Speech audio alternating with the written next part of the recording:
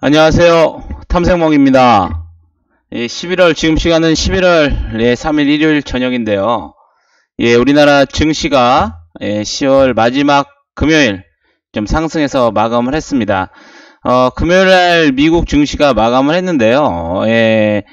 고용 지표가 호조가 나타나면서 현재 지금 미국 S&P와 나스닥, 다우지수는 사상 최고가를 기록하면서 좀 마감을 하였습니다. 우리나라도 금요일날 상승을 했고, 그에 따라 미국이 지금 사상 최고가를 경신했기 때문에 월요일도 일단은 상승으로 좀 출발할 것으로 예상은 됩니다. 예상이 되기 때문에 상승 속에 나오신다 그러면 좀 어느 정도 수익이 나신 것들은 차익 실현을 좀 하시면 되실 것 같고요. 장마판 매물이 조금 좀 나올 수도 있다는 부분 염두에 두시면서 내일 다음 주장 준비하시면 되실 것 같겠습니다. 다시 한번 안내 말씀드리겠습니다. 종목으로 알아보는 주식 공부 탐색몽입니다. 구독과 좋아요 여러분들 항상 부탁드리고요. 우선 금요일날 저희가 장 마감이 어떻게 마감됐는지 한번 알아보도록 하겠습니다. 코스피, 코스닥 같은 경우에 2일째 다 상승이 되었고요. 여러분들도 아시다시피 금요일 오전에 발표된 중국 차이신 제조업 지표 호조로 인해서 증시가 상승을 한 마감이 있습니다. 특징센터 같은 경우에는 이제 가상화폐와 요새 가장 핫 이슈죠. 구충제 관련주들이 좀 상승을 한 모습이었었는데요. 가상화폐 중에서도 이제 BT형 같은 경우에는 비렌트 지분 취득 결정, 즉 전일 동사 지분 취득한 버키 스튜디오와 함께 급등한 모습이 나왔고요. SCI 평가 정보 같은 경우에는 P2B 금융법 국회 본회의 통과에 따른 수혜 기대감의 상한가로 마감을 하였습니다. 또 구충제 같은 경우에는 이제 펜벤다졸이나 알벤다졸 성분의 구충제를 요새 구하기 상당히 어렵다라는 그런 소식에 관련주들이 강세를 보였었는데요. 진바이오텍을 비롯해서 제일바이오, 명문제약, 화일약품, 알리코제약 등이 상승한 모습이었습니다. 차트를 보시면서 한번 좀 같이 말씀을 좀 나눠보겠는데요. 먼저 이제 우리가 다음 주에는 과연 이 상승의 추세를 과연 이어갈 수 있을 것이냐, 이것이 가장 큰 문제라고 보는데요. 코스피 같은 경우에도 이번 주 내내 2100포인트를 돌파하느냐 여부를 계속 지금 도전을 하고 있는 부분이고요. 아마 월요일날도 장 초반에 전 고점을 한번 돌파하지 않을까 이렇게 조심스럽게 예상을 해보지만 그 후에 과연 지지를 어디까지 받는지 여러분들께서 한번 여부를 잘 보시면서 체크를 하시면서 대응을 하시면 좋을 것 같겠습니다. 코스닥 같은 경우에는 일단은 저번에 우리가 이번 주 내내 지켜봤던 자리였던 부분들을 좀 돌파했던 660선을 좀 완벽하게 좀 안착하는 모습을 좀 보였기 때문에 코스닥 같은 경우에도 마찬가지로 지지 라인을 이탈하지 않는다면 한 번 더 추가적인 상승, 연말까지 좀 추가 상승이 일어나지 않을까. 미국도 마찬가지로 이제 트럼프의 탄핵 관련된 리스크도 있겠지만 가장 중요한 건 내년에 치러진 대선을 앞두고 있기 때문에 트럼프가 이제 가장 중시하게 여기는 경제 지표가 좋게 나와야 되기 때문에 아마 트럼프 입장에서도 미중 무역 전쟁과 관련해서 강력한 신호를 좀 내보내기는 어렵지 않을까라고 조심스럽게 한번 예측을 해보고요. 중국 또한 시진핑 체제를 더 견고하게 하기 위해서 미중 무역 협상에 있어서 좀 더 적극적으로 도전을 하면서 하지 않을까 그렇게 좀 생각을 해보고 있습니다. 우선 일단 제가 매번 이제 종목에 관련돼서 이제 한 번씩 이렇게 올려드리고 있는 부분은 있는데요. 종목 같은 경우에는 저희가 이제 추구하는 거는 좀 기존에 계속 하향 추세였다가 어느 정도 일정 기간 횡보 기간을 하면서 좀 물량을 소화하는 좀 이렇게 거래량이라고 하죠. 거래량이 좀 들어왔던 종목들을 좀 발굴을 해서 눌림목에서 하는 공부를 같이 해보자. 그러니까 즉 제가 말씀드리는 거는 어느 종목을 매수하셔라가 아니고 이런 종목들을 보시면서 같이 한번 해보자. 이런 취지였기 때문에 여러분들도 공부를 하시면서 이런 자리들을 한 번씩 계속 찾아보시면 좋겠습니다. 먼저 한번 보실 종목은요, 셀리드 종목입니다. 뭐 셀리드 같은 경우에도 지속적으로 하향을 그리다가 최근 들어서 좀 바닥을 좀 만들면서 기존의 매물대인 구름대를 조금씩 매물을 좀 소화하는 모습을 좀 보여주고는 있습니다. 그렇기 때문에 현재 이제 기준선이 60일선을 좀 지지를 받으면서 매물을 좀 소화하는 모습인데요. 이것 또한 마찬가지로 전 고점이 매물 소화했던 한 27,500원 정도를 한번 더 도전을 해보지 않을까라고 이제 조심스럽게 예측을 해보고요.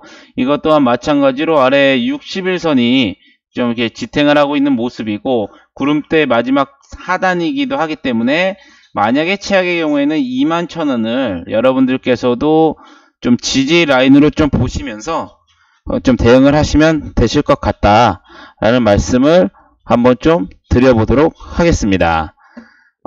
다음 종목은 서두에도 오늘 특징 섹터에 있었던 SCI 평가 정보인데요. SCI 평가 정보 같은 경우에는 올해 6월, 7월에 보시면 좀 유의미한 거래량이 좀 들어와셨다는 걸 좀 느껴보실 수 있으실 겁니다. 그렇기 때문에 항상 1차적으로 매물을 좀 소화하시면서, 그러면서 이번에 두 번째로 좀 상한가를 가면서 좀 강력하게 좀 슈팅이 좀 나오는 모습인데요.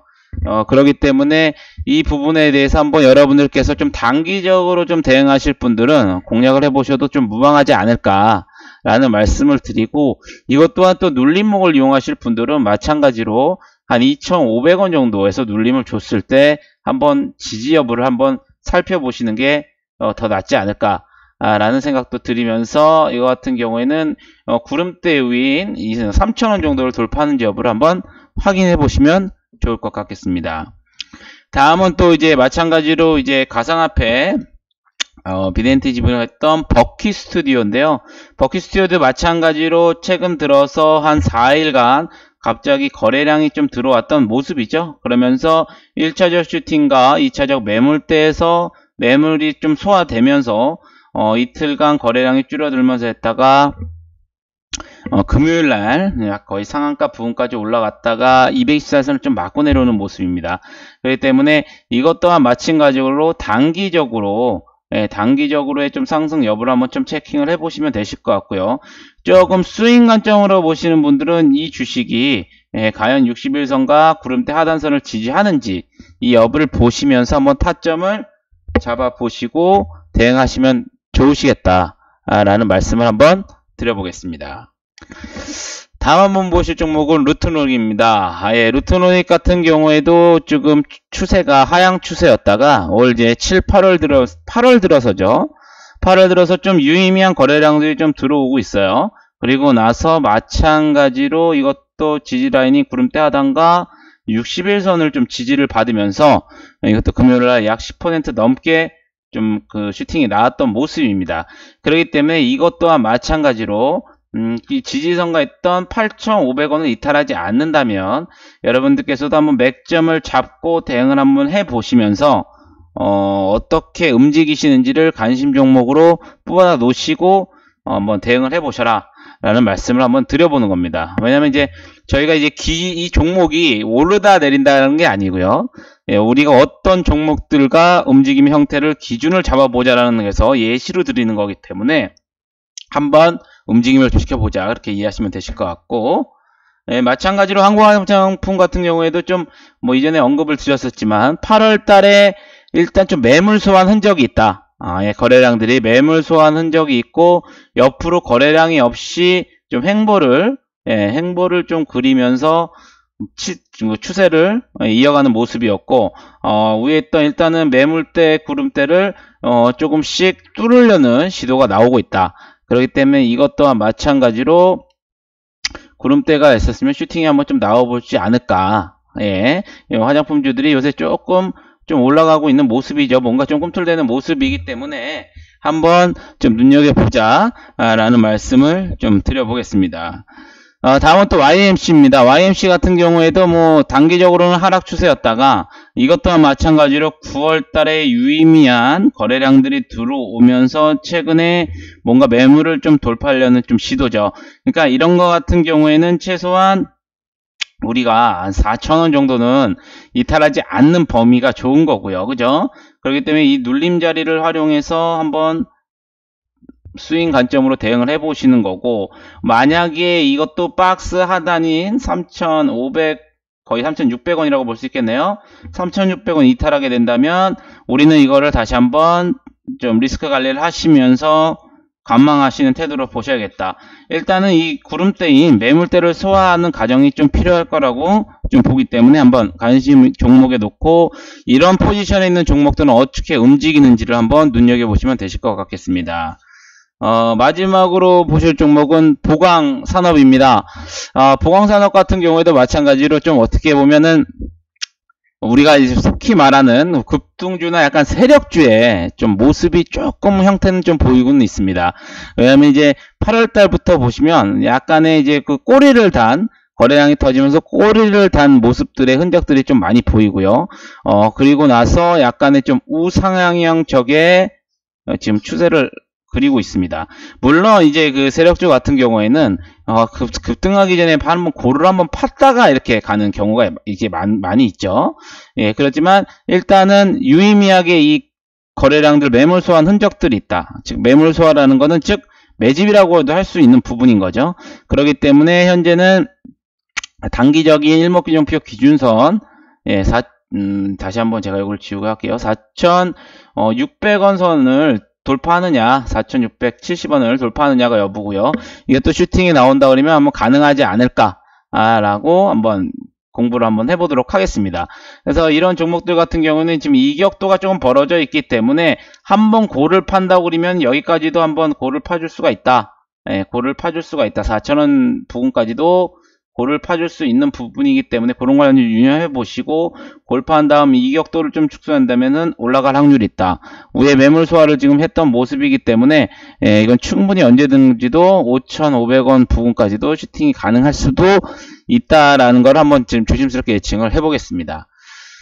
이렇게 이제 오늘 공부하실 종목들은 이제 이렇게 저희가 이제 마무리를 해 보고요. 그러니까 여러분들이 제 영상을 10월 중순부터 제가 좀 올려드리고는 있는데 항상 기준은 100%인 기준은 없다라는 말씀을 제가 항상 누누이 드리는 것처럼 여러분들이 하나의 한 기준들을 공부를 하시면서 만들으셨다면 그걸 꾸준히 조금씩 거기서 조정을 하시면서 밀고 나가시기를 개인적으로 추천해 드립니다.